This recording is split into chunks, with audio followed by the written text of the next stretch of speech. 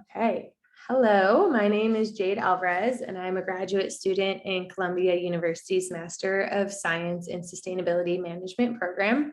I'm here with Jimmie Costello, who is both a previous coworker of mine, as well as my interviewee for today. Jimmie now works at Lower East Side Ecology Center as the outreach coordinator, where he performs outreach and education for the center's Compost Program. Hi, Jimmie. Thank you for doing this with me. So excited to chat about all of these points with you and learn more about the Ecology Center's work in general and your work as well, and how it all contributes to urban ecology as a whole. So my first question is very general. What is the background and history of the Lower East Side Ecology Center? I'm curious about why and how the organization came about, and what its purpose was, and how its purpose has remained the same or changed throughout time. You got it. And yeah, thank you for having me. It was so cool when you reached out. So I'm happy to be doing this. All right, so originally the Ecology Center, and just for reference, we are an environmental nonprofit. So we originally were founded in 1987. The group was originally called Outstanding Renewal Enterprises, but it was quickly renamed to the Lower East Side Ecology Center to kind of represent that we're very much a community organization. So we were originally founded in 1987 by Christina and Clyde Datz Romero. They were partners in life and in ecology. So originally the work that we were doing was namely with recycling before recycling was what we know it to be today. So 6 years before the city established their municipal citywide recycling program, the Ecology Center was collecting paper, metal, glass, and plastic. This was a very humble operation. It was about like 3 feet wide and 30 feet long, just kind of this area along a chain link fence at a community garden in the East Village. So again, it's a very simple beginning, but that program was a huge success because the Ecology Center was accepting so much. We eventually graduated up into a larger space. So the Ecology Center then leased through the city 4 of these kind of very bare lots that were in the East Village as well, on 7th Street between Avenues B and C. So we obviously expanded from quite a bit, from just like 30 feet to 4 different spaces, or 4 different lots. So the larger space allowed us to kind of ramp up our operation. We were able to collect many more of the recyclables and also to get started in community composting. So in 1990, we invited folks to drop off their food scraps and kind of alongside those bottles and cans that they had been using. So throughout that process, we transformed those city-owned lots into this kind of attractive, landscaped, inviting garden, where we demonstrated how the recycling of food scraps and other organics can not only be good for the environment, but also can improve our quality of life and aesthetics, improve community in the local sense, and also improve the ecology. So continuing on in kind of the timeline, 1994, we opened the Union Square Green Market FSDO, or Food Scrap Drop-Off, which we're always proud to say is the longest standing food scrap drop-off in NYC. In 1998, we graduated up from the 4 sites, the 4 leased spaces that I just referenced, into the East River Park compost site. In 2001, we started doing environmental education. So obviously you do education all the time, every time you talk to someone, but this is the kind of the point that we like formalized it and said, okay, we will now be educating people on a regular basis in this way. And eventually that need for metal, glass, plastic, paper recycling had been absorbed by the city, but there are 2 kind of recycling opportunities that we still do at the community scale in addition to the city. One of them is our e-waste program, which we started in 2003. So what that looks like right now is we have these kind of like pop-up events throughout the city where people drop off their e-waste. Those are located in Brooklyn, Queens, and Manhattan. And then the other one is our composting program, where we host FSDOs all throughout Manhattan, pretty much the whole thing, and also in South Brooklyn now.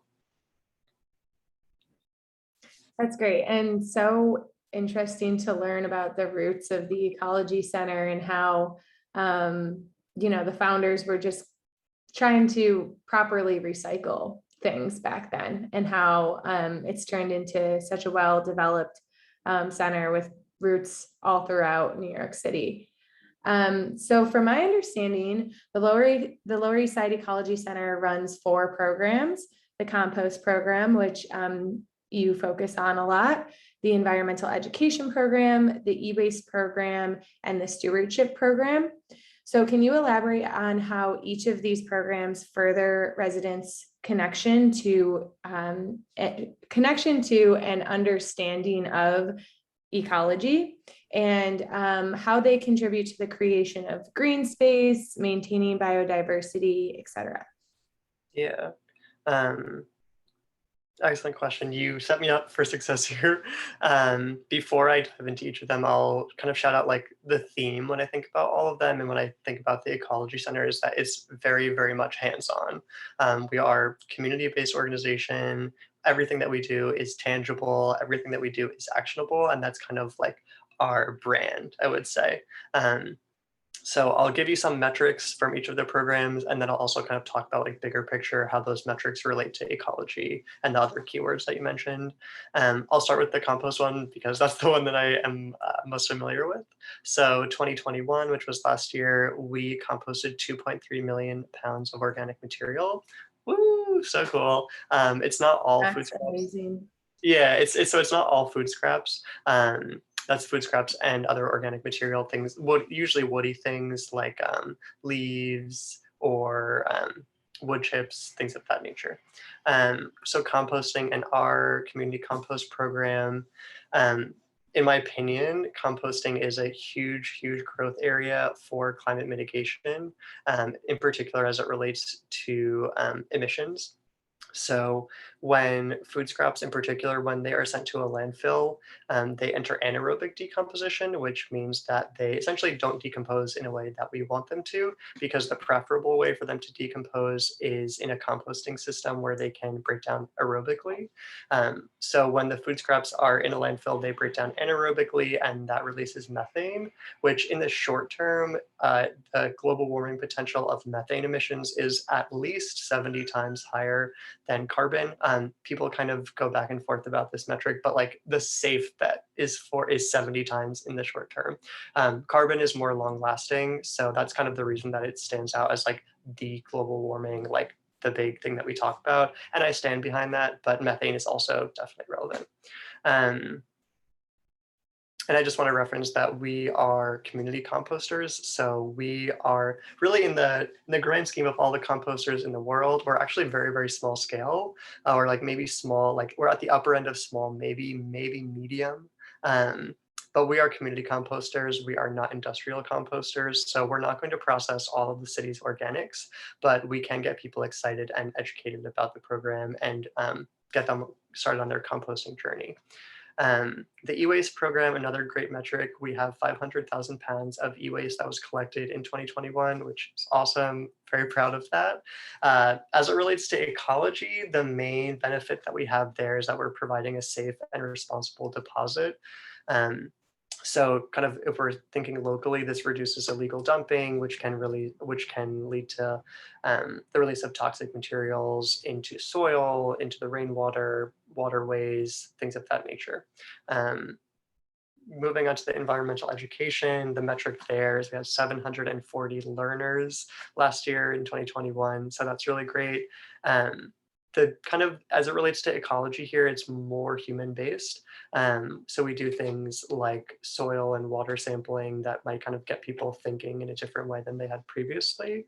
So more so is getting people empowered to be proactive in other parts of their lives. For example, maybe someone does like our rainwater quality test and that like gets them really excited. Something that we do visually really sticks with them or like makes them think differently about rainwater. And then maybe they start a rainwater catchment system or they advocate for that in the future. So that's kind of maybe how it might relate to ecology locally. And then stewardship program, that's probably the one that relates to urban ecology in the most like literal sense. So last year we had over 900 volunteer stewards, which is really, really impressive. I love that metric. So stewardship kind of interacts with all of the other programs, and they all bleed over each other sometimes. So we apply our compost a lot of times during environmental education, and the finished compost during our environmental education and stewardship programs. So one of the most common events that we have is street tree care, where we apply finished compost to the tree beds. So application of compost will obviously help the soil health. We use it as a soil amendment, not a fertilizer, because it kind of better represents the relationship. So when we use it as a soil amendment, the trees generally just function much, much better. They are kind of more proliferant, I believe would be the word, or like they're more successful during their lifetime. And they also tend to live a little bit longer. So obviously trees, and street trees in particular, are super useful for New York ecology. They provide a feeling of green space. Even if there's like not actually a literal park, it can still feel more green. They provide shade, which I feel like when I say that, sometimes people think that that's so basic, and I'm like, okay, but in reality, if you have no shade, you have to turn your AC on, which leads to climate change. And coolant, as we know from student winter, the entire like HVAC industry, and in particular refrigerants, are leading like top tier carbon emissions. So yeah, planting And a tree. not talked about that much either. Yeah, So great so point. in the very literal sense, just having a tree near you can actually really help you. And also more related to like local ecology, taking care of these trees and just ensuring that they continue to exist, ask them to help as a harborage for animals. It also might help pollinators, which I'll talk about more in a second. So more specific to our stewardship program, we plant almost exclusively native plants. So these obviously provide a slew of benefits. They provide food and shelter for birds and other kind of critters that help upkeep biodiversity.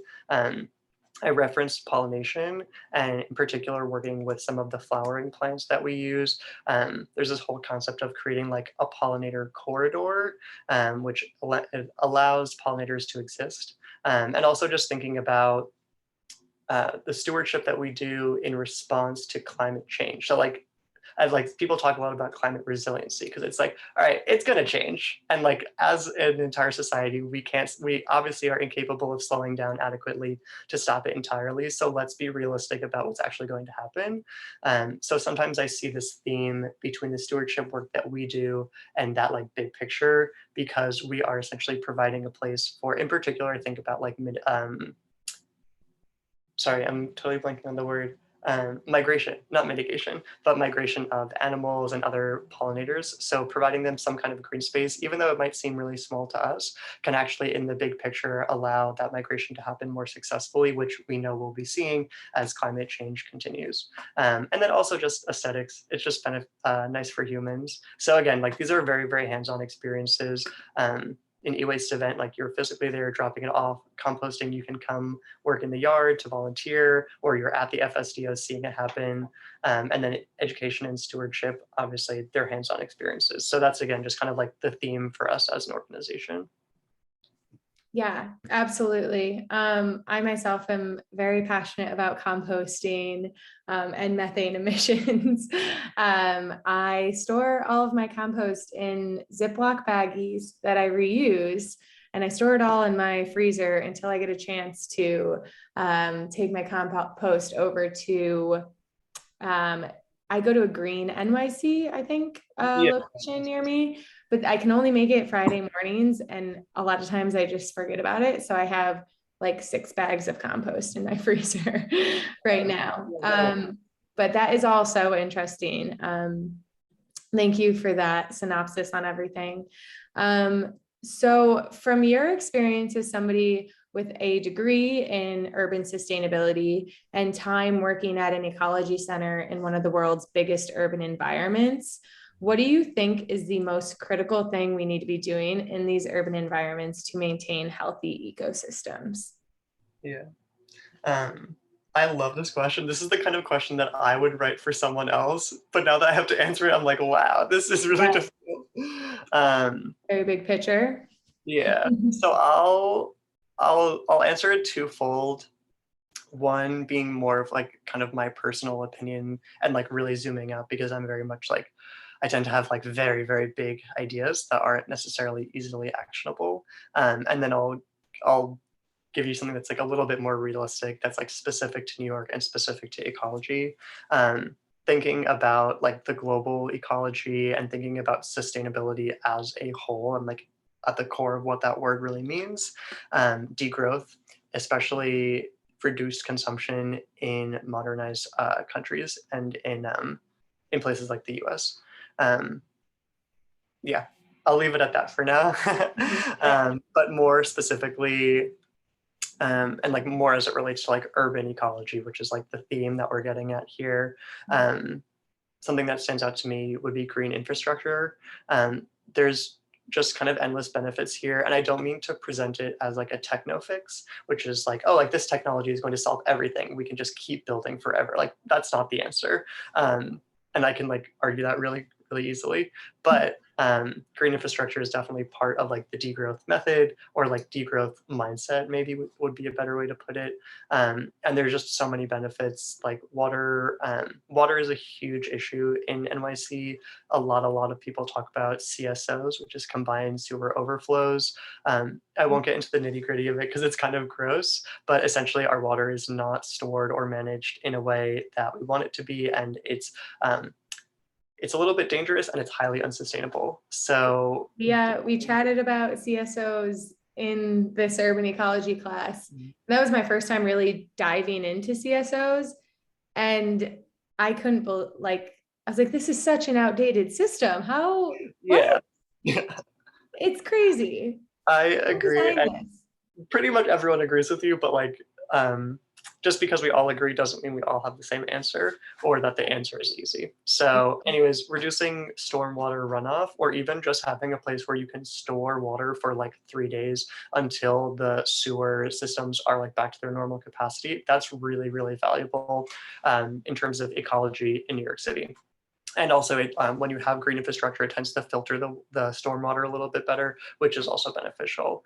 Green infrastructure, I'm also tying it into education because when you see something like funky and green up on the roof, you're like, hey, what's going on there? And like you start to think differently.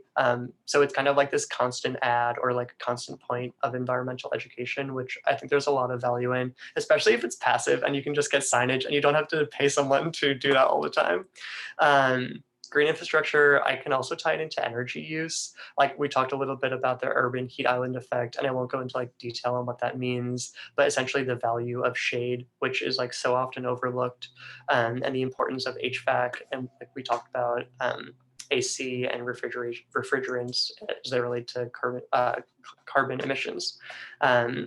I also talked about pollinators. So green infrastructure is a perfect example of like literally just greening a space and just giving animals a harborage or pollinators a place to actually pollinate. And then I talked about like migration patterns, and green infrastructure plays in the same way that I see our green space stewardship. And also I wanted to talk about air quality too. Something that I think about a lot, and sometimes I feel like I just worry about it like too much, and I just need to like stop thinking about it. Just in the very simple and like very local sense that literally having plants helps us to filter the air. It's not always as much as I used to think it was. But it's beneficial to humans and it's also beneficial to animals. And then there are a bunch of kind of like more human specific things. So like we talk a lot, or I feel like a big conversation that's going to grow and grow is about green jobs. And not only having green jobs that like require secondary education, but also ones that you can make a living wage with only like a high school diploma or with a high school diploma. So green infrastructure offers that. Also just like recreation, being able to do something fun with your friends in a place that's like actually green. So we have so much opportunity, especially on rooftops is the one that stands out to me. Aesthetics, obviously, it tends to be nicer looking. And for those of you who are interested in real estate, property value, you can think about it as an investment. So that's kind of a good way to sell it to someone who's like maybe not an environmentalist or like someone who's interested in ecology generally. Absolutely. I second every single thing you said about green infrastructure. So last question here. as I'm sure you know, within the topic of urban ecology lies an environmental justice component, as so many communities lack the same nature access and therefore ecosystem services as other communities. I know that Lower East Side Ecology Center is very involved in the community. So I'm wondering how the center's work helps to sort of start bridging this gap and making access to nature the norm for all New York City neighborhoods and residents. Yeah, I love that you asked this question. Everyone that I did my undergrad with would like pretty much be so well prepared because my degree just like pushed EJ so heavily. Um, Yeah. so relating to the Ecology Center, though, I think kind of like a couple things come to mind. The first is just that we push for free and public programming whenever we can.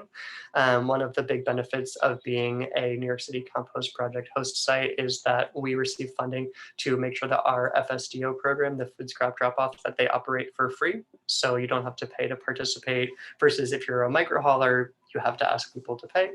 Um, and also our educational programming that is we always push for it to be free and open to the public. When it's not free, we have been talking recently about opening it up with like some either free or discounted tickets, even though everyone else would be paying.